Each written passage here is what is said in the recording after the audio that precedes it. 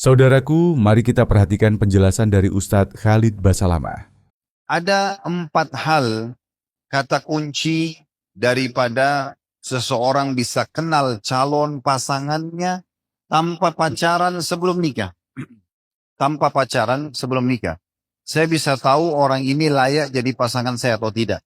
Agama mengajarkan 4 poin. Yang pertama, nazar syar'i. Lihat secara fisik langsung dengan mata kepala. Si laki-laki melihat perempuan, perempuan melihat laki-laki. Tapi bukan berdua-duaan. Bertemu di rumah si mempelai wanita, ada mahramnya, ada walinya, kemudian duduk. Dan boleh dilihat wajah serta telapak tangan saja. Wajah simbol setengah badan, telapak tangan simbol setengah badan yang tersisa. Cukup mewakili itu. Yang sering kita interaksi adalah melihat wajahnya. Ini namanya nadar syar'i. Kata Nabi SAW dalam hadis, lihatlah sesuatu yang menarik dari calon pasanganmu. Kemudian yang kedua, kenali keluarganya. Secara umum saja. Misalnya keluarga ini dikenal keluarga baik-baik. Kayak teman-teman mahasiswa dan mahasiswi di sini misalnya. Kita bisa kenal keluarga calon pasangan kita, apakah mereka dari keluarga baik-baik atau tidak.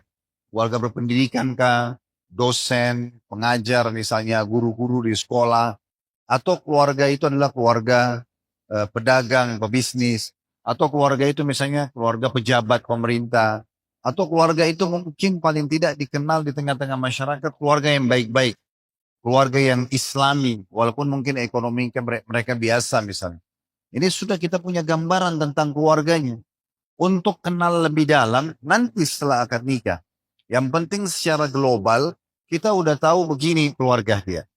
Keluarga ibunya seperti ini, keluarga ayahnya seperti ini. Itu sudah cukup. Kemudian selanjutnya, yang ketiga, mengenali lingkungannya.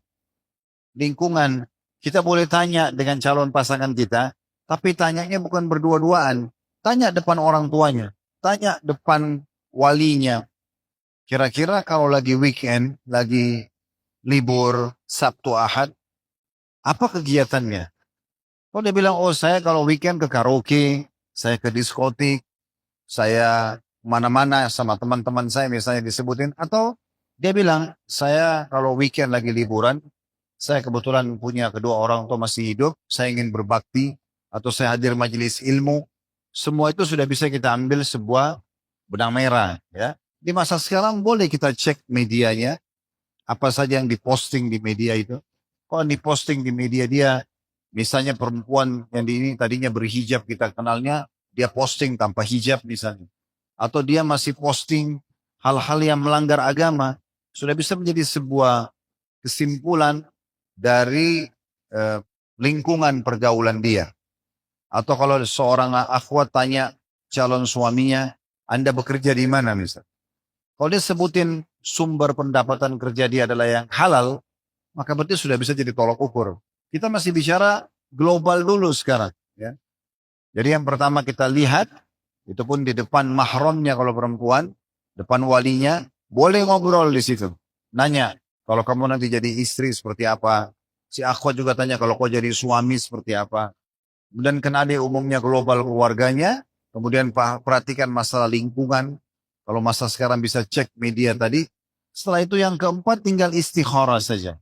Sholat 2 rakaat, minta petunjuk sama Allah subhanahu wa ta'ala. Dan tidak perlu menunggu mimpi. Istikharah itu tidak harus mimpi. Tapi adanya kecenderungan hati, ya, adanya informasi positif yang sampai kepada kita, itu sudah cukup menjadi jawaban istikharah. Semoga Allah memudahkan urusan kita.